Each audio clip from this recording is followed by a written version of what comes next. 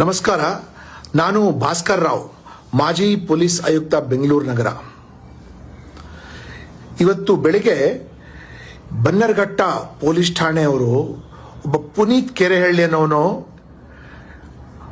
ಅಕ್ರಮ ಬಾಂಗ್ಲಾದೇಶಿ ವಲಸಿಗರು ಬೆಂಗಳೂರು ನಗರದಲ್ಲಿದ್ದಾರೆ ಅನ್ನೋದ್ ಬಗ್ಗೆ ಒಂದು ಅನೌಪಚಾರಿಕ ತನಿಖೆ ನಡೆದಿದ್ದಕ್ಕಾಗಿ ಆತನ ಮೇಲೆ ಈ ಬಾಂಗ್ಲಾದೇಶಿಗಳು ವಾಸವಾಗಿದ್ದ ಮನೆ ಮಾಲೀಕನ ದೂರಿನ ಮೇರೆಗೆ ಇವನ ಮೇಲೆ BNSL ಮೇಲೆ ಅನೇಕ ಸೆಕ್ಷನ್ ಅಲ್ಲಿ ಅವನ ಮೇಲೆ ಕೇಸ್ ದಾಖಲು ಮಾಡಿ ಅವರು ಬಾಂಗ್ಲಾದೇಶಿಗಳಿಗೆ ಮನೆ ಒಳಗೆ ನುಗ್ಗಿ ಅವ್ರ ಬಗ್ಗೆ ವಿಚಾರಣೆ ಮಾಡಿದಾನೆ ಅಂತ ಡಿಸ್ಟರ್ಬ್ ಮಾಡಿದ್ದಾನೆ, ಅಕ್ರಮವಾಗಿ ಅವ್ರ ಮನೆ ಒಳಗೆ ಪ್ರವೇಶ ಮಾಡಿದ್ದಾನೆ, ಮತ್ತೆ ಅಕ್ರಮವಾಗಿ ತಡೆದಿದ್ದಾನೆ ಇತ್ಯಾದಿಗಳ ಮೇಲೆ ಒಂದು ಕೇಸನ್ನು ದಾಖಲು ಮಾಡಿದ್ದಾರೆ.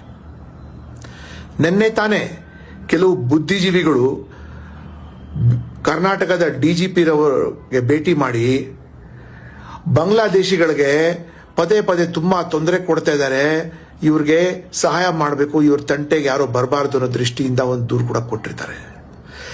ನಿಜವಾಗ್ಲೂ ರಾಷ್ಟ್ರೀಯ ಸುರಕ್ಷತೆ ಬಗ್ಗೆ ಈ ಸರ್ಕಾರ ಚೆಲ್ಲಾಡ್ತಾ ಇದೆಯೋ ಏನೋ, ಅಥವಾ ಇವ್ರಿಗೆ ಅರ್ಥ ಆಗ್ತಾ ಇಲ್ವೋ ಏನೋ, ಅಥವಾ ಇಷ್ಟು ಮಟ್ಟಕ್ಕೆ ಇಳಿದು ರಾಜಕೀಯವಾಗಿ ಲಾಭ ಪಡ್ಕೊಳ್ಳಕ್ಕೆ ಏನು ಈ ಸರ್ಕಾರ ಮಾಡ್ತಾ ಇದಲ್ಲ, ಪೊಲೀಸರಿಗೆ ದಿಕ್ ತಪ್ಪಿಸಿ ಪುನೀತ್ ಕೆರೆಹಳ್ಳಿ ಒಬ್ಬ ಕನ್ನಡದವನು ಅಕ್ರಮವಾಗಿ ಪ್ರವೇಶಿಸಿರೋ ಬಾಂಗ್ಲಾದೇಶಿಗಳಿಗೆ ನಿಮ್ಮ ದಾಖಲೆ ಏನು ಅಂತ ಅಷ್ಟೇ ಪ್ರಶ್ನೆ ಮಾಡಿಸಿದಕ್ಕೆ ಇವನ್ ಮೇಲೆ ನಾನ್ ಬೇಲಬಲ್ ಅಫೆನ್ಸಸ್ ಎಲ್ಲ ಹಾಕಿ ಒಂದು ಕೇಸ್ ರಿಜಿಸ್ಟರ್ ಮಾಡ್ತಾರೆ. ಪುನೀತ್ ಕೆರೆಹಳ್ಳಿ ಹತ್ರ ಯಾವ ವೆಪನ್ ಕೂಡ ಇರಲಿಲ್ಲ, ಪುನೀತ್ ಕೆರೆಹಳ್ಳಿ ಯಾವ ಫೋರ್ಸ್ ಕೂಡ ಯೂಸ್ ಮಾಡಿಲ್ಲ.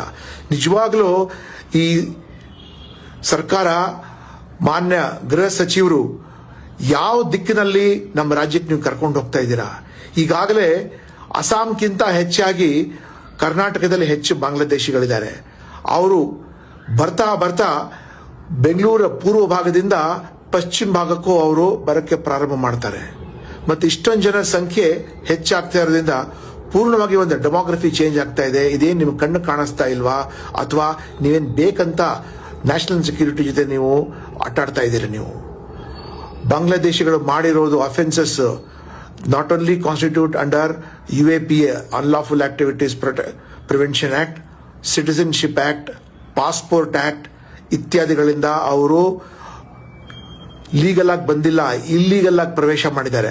ಮತ್ತೆ ಅವ್ರಿಗೆ ಯಾರ್ಯಾರು ಏನು ರಾಷ್ಟ್ರದ ದಾಖಲೆಗಳು ಕೊಟ್ಟಿದ್ದಾರಲ್ಲ ಅವ್ರ ಬಗ್ಗೆನೂ ವಿಚಾರಣೆ ನಡಿಬೇಕು.